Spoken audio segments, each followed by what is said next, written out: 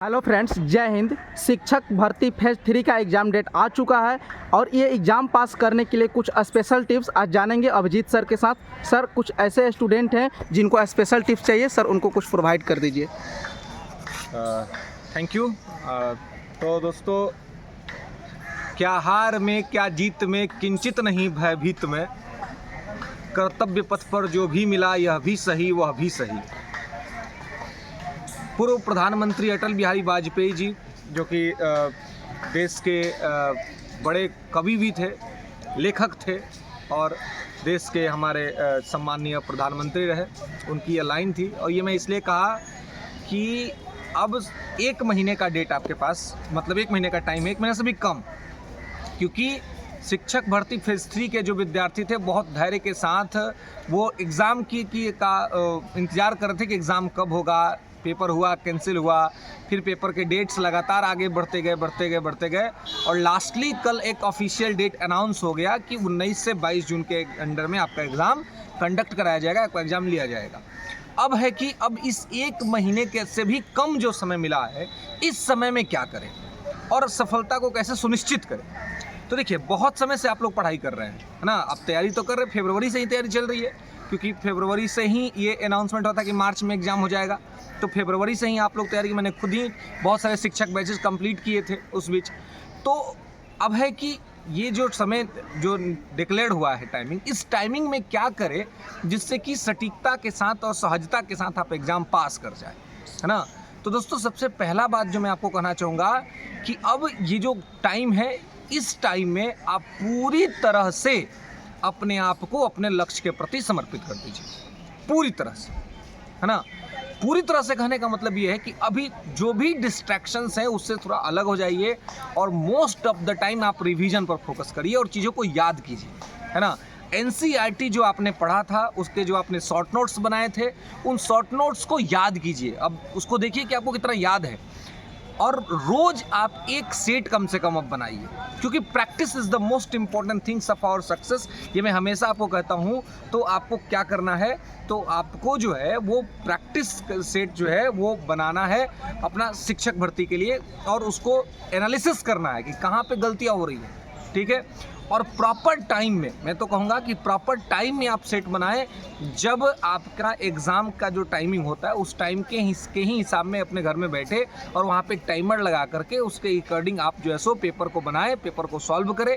इससे आपको ये आइडिया लगेगा कि पेपर आप कितना ज़्यादा अच्छा से सॉल्व कर पा रहे हैं, है ना, और उसमें क्या क्या गलतियाँ हो रही हैं, ठीक है। तो एक तो चीज़ ये कि लगातार पेपर सॉल्व करिए, साथ ही क्या करिए, तो आप रिविज़न करिए और अपने आप को थोड़ा लोगों से दूर कर लीजिए, क्योंकि अब बहुत टाइम तो बचा नहीं है ना। 20 दिन के अप्रॉक्स में आपके पास टाइम बचा हुआ है।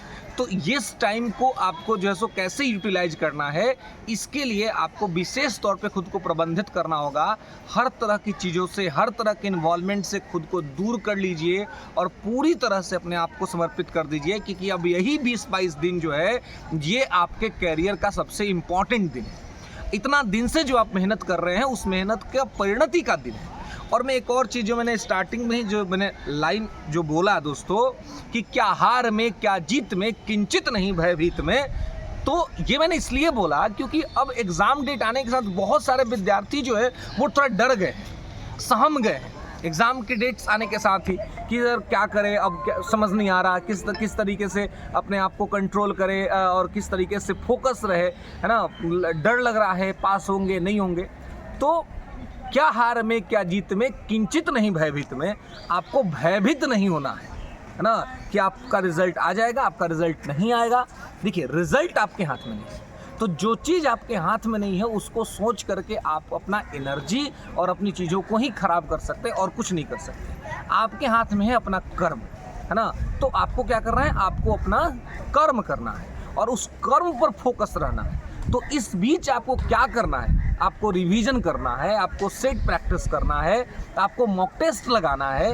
ये 2-3 चीज़ें आपको रेगुलर बेसिस पर करनी है। नई चीज़ें पढ़ने से आपको बचना है, नया चीज़ अब मत पढ़िएगा। करंट अफेयर्स पे आप विशेष फोकस करें।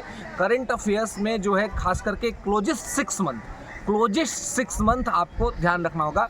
साथ में एक साल का करंट अफेयर्स का भी आपको एक क्विक रिवीजन होना चाहिए। या तो आप वो एसपीडी से कर ले या आप एडिटोरिया से कर ले, किसी एक वन लाइनर जो मैगजीन है उससे कर ले, क्योंकि ये पेपर लगातार डेट आगे बढ़ा है। तो हो सकता है कि पेपर पहले ही तैयार हो गया हो, तो पेपर पहले तैयार हो गया होगा तो हो सकता है कि पहले के करंट अफेयर्स भी आपसे पूछे जाएंगे। ऐसा बहुत बार देखा हुआ है कि जब पेपर रद्द होता है तो उसके बाद के जो पेपर्स होते हैं उसमें थोड़े बहुत पहले के करंट अफेयर्स पूछ ले जाते हैं, है ना। ये बीपीएससी का ट्रेंड रहा है पहले से भी। तो ऐसे में आपको जो है पहले का यानी कि एक साल का करंट अफेयर्स तो आपके पास एकदम रेडी होना ही चाहिए। साथ में क्लोजेस्ट 6 मंथ का करंट अफेयर्स भी आपके पास रेडी होना चाहिए। तो करंट अफेयर्स, आपका क्लास नोट्स या आपका जो नोट्स है वो, ये सारा चीज़ आपके पास ये होना चाहिए।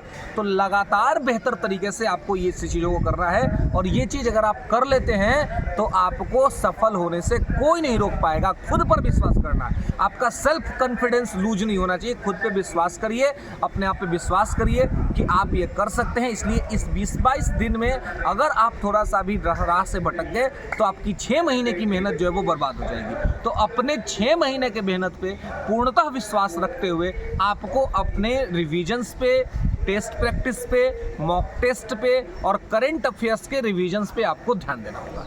ये इतना आप कीजिए, ये आपके लिए बहुत ज़्यादा इंपॉर्टेंट और बहुत ज़्यादा महत्वपूर्ण होगा दोस्तों। तो चलिए फिर मिलते हैं अगले वीडियो में। अगले वीडियो में बात करेंगे कि आगे आपको चीज़ों को किस तरह से क्या करना है।